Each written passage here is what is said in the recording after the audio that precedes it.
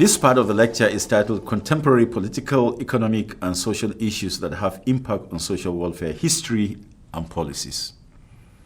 So, this is an introductory chapter that I am summarizing. So, this part is just trying to give you an idea of what are some of the things in our contemporary political and economic and social environment that are having impact on social welfare history and policies. So the things I'm going to talk about now, which you're going to encounter in the book, are going to be more recent and more contemporary, okay? So let's start first. The American economy has experienced increase and high levels of productivity. Now, productivity is one of the major things that no human society can ignore. And this is especially because of two reasons. If your population is increasing and your productivity is not increasing, then definitely you're going to have problem in that society, because it means the population will be growing faster than the resources that you have in the society. And when there's limited resources, as we discussed in an earlier lecture, it can result in conflict when people begin to compete for these scarce resources, okay? So that's one thing.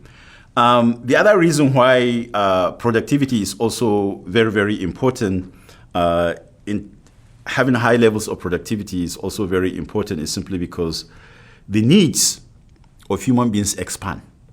And what I mean by expand is when people are at a certain level of development, they have probably very limited needs or something like that. But as the economy continue to grow, there's more technological innovation, there's more consumer products or something like that, people's needs and desires expand. And when they expand, if there is no increased productivity in society, this will result in a problem. People will just start fighting, okay, because of the scarce resources. So this is the reason why productivity is really very important.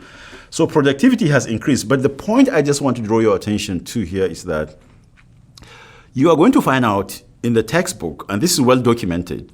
Now, people can have different opinion whether it is good or bad, that's up to them. But the key issue here is that the benefits of that productivity has not been fairly distributed. And what I mean by it has not been fairly distributed, you're going to find out that much of the economic growth or something like that, the benefit of it in the past 30 years has gone to the top, maybe 10% of the population, compared to, say, the bottom 50% or something like that.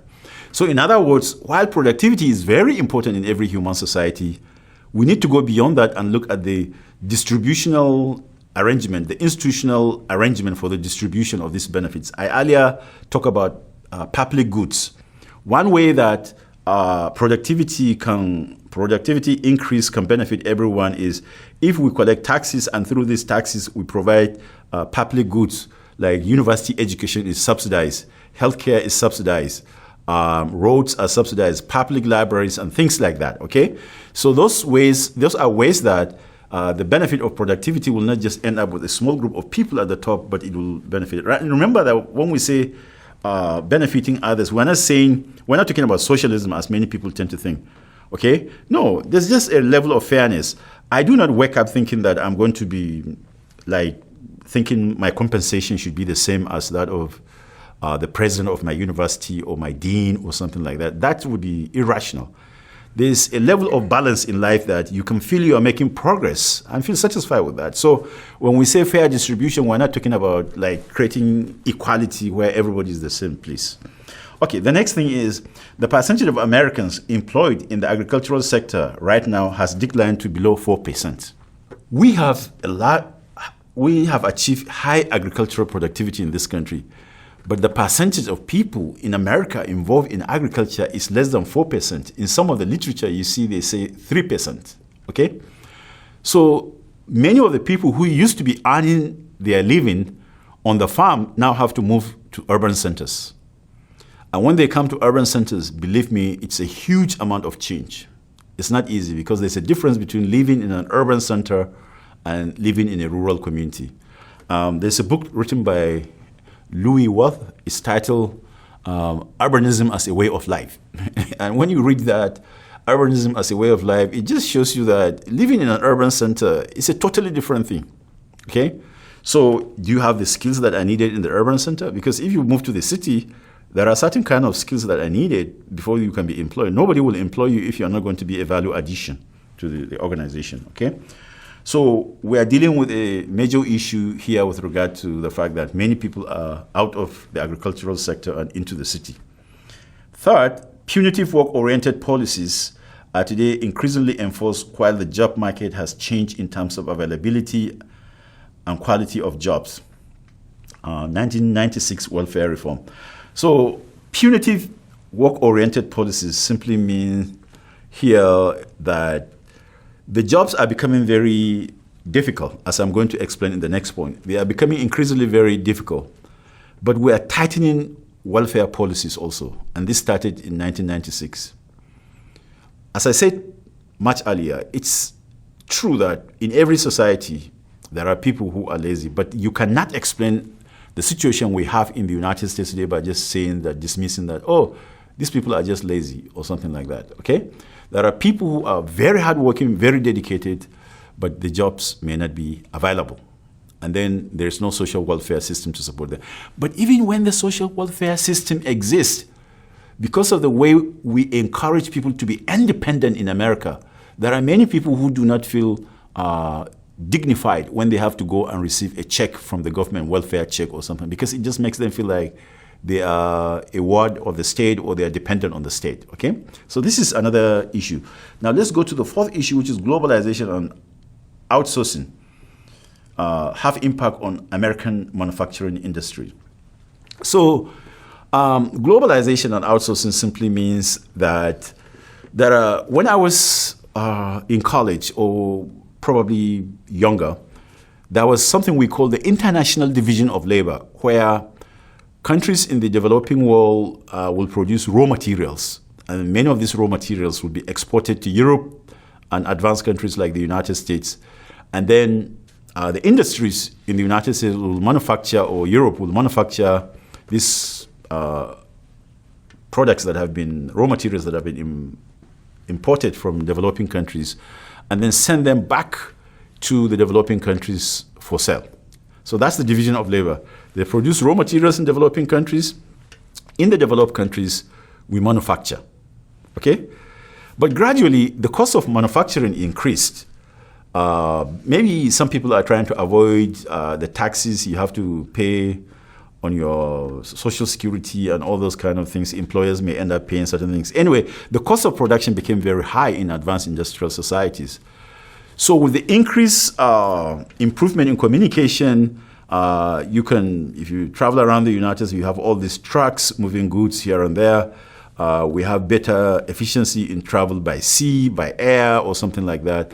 So you can produce, I have several times ordered a laptop computer from my office. I decide to kind of assemble the computer online. I say, this is what I want. So the computer was not existing as such. But within a week, the computer would be brought to my office because of efficiency, okay? So gradually, many of these jobs move out of the United States, for instance, to other developing countries. That's what we call outsourcing. You are trying to manufacture goods to sell, but you feel the cost of labor is very expensive in the United States, so you move the jobs to a developing country. There's a documentary film titled, Is Walmart Good for America?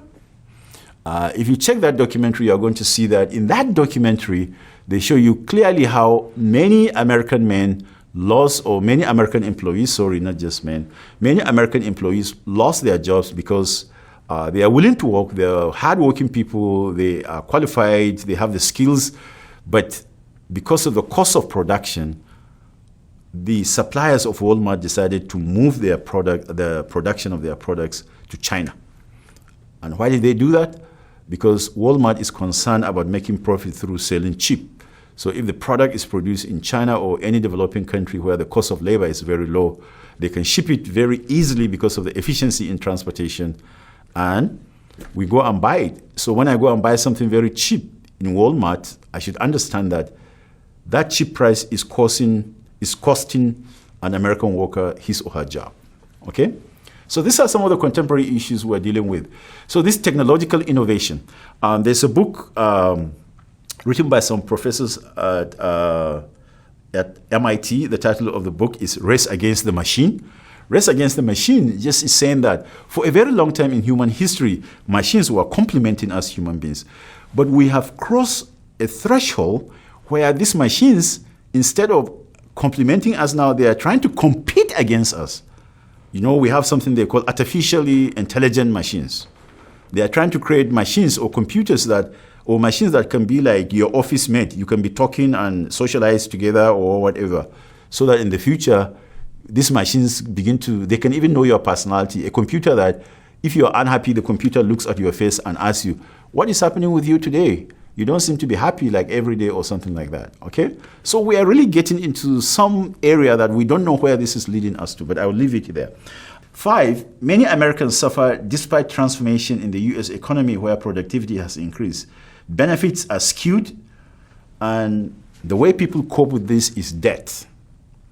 In other words, American productivity has increased. Like if you do a study of this, you can explore this on your own. You're going to see that if you draw a graph, you will see that American productivity has increased this way, up, and you will expect that because it has increased up, then the compensation or the wages or whatever will also increase up. But you're going to find out why productivity has gone up. Compensation of wages is, for most people, is just relatively a little above inflation or around, just to cope with the inflation. So what does that mean? What that simply means is that, as I have said much earlier, even though productivity has increased, but the benefit has been going to a small group of people. Generally in the economy, there are people we call knowledge workers. Knowledge workers are people who use their knowledge, like on Wall Street or whatever, and they make quite a lot of money. They're a crazy amount of money. So that's the new kind of economy, and not many people have that kind of education or skills. Okay, so this issue of coping using debt is very, very important. So my ambitions or aspirations or consumption is this much, but realistically my income is here. So how do I balance it? Well, one way to do that is go into debt. You borrow money. There was a time they did a research, they found out that some of the dogs in some people's house received invitation to apply for a credit card in America because they thought the dogs probably were human beings or something like that, okay? So just understand that if you get into debt, it's going to be very difficult for you easily unless you have a very good plan to get out of that. And you could file for bankruptcy, but they went and changed the laws. So now it's going to be very difficult for people to file for bankruptcy. So you will have to, throughout your life, be paying that debt. And as I mentioned in one of the lectures, if I have a lot of money and I get you into debt, I can be playing golf and you think like I'm unemployed, but out of every dollar you earn during your work time, maybe I have maybe 10 cents or something like that out of that, okay? Okay, there's an increased call for living wage, including universal affordable health care and an increased minimum wage. So these are about 3 issues. Living wage. So what is the meaning of living wage? Living wage simply means that we have people in America who are working full-time, but if you total their compensation, it's not enough for them to pay for healthcare, to pay for food, and to pay for accommodation. So they are not earning a living wage. A living wage is where anybody who is working full-time, at least they should be able to pay for the basic needs they really have. So some people are saying that it's not just a question of wages, should not just be a question of demand and supply, but we should look at the minimum standard of living and just say, okay, this is the minimum wage somebody needs working full-time in order to take care of himself or herself. And then universal affordable healthcare is also very important. There are many people who are working full-time, but they cannot afford to purchase healthcare from their employer because the deductions is going to be so high. They will be left with very, very little depending on their employer. And then increase, so therefore there's need for increase in minimum wage. This is a huge controversy. I don't have the time to get into that, but yes, some people feel the minimum wage should be increased to about sometimes $15 or something like that, okay?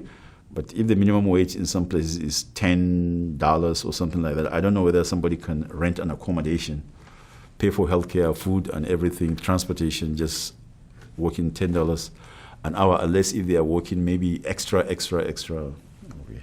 Enough about that. 7, in terms of approach to social welfare, the U.S. has been infused with two approaches to perceiving her social institution: the residual versus the institutional philosophies. What is the difference between the residual and institutional philosophy? The residual philosophy to social welfare just says that the government doesn't have to do anything about that. Okay, so you have people in your community. So if you are a Christian, maybe you have your church community, you have your family, you have the extended family or brothers and sisters and things like that. They can take care of you. If you are a Muslim, maybe you have a community in the mosque. If you are a Hindu, you have a group that supports you. Or if you are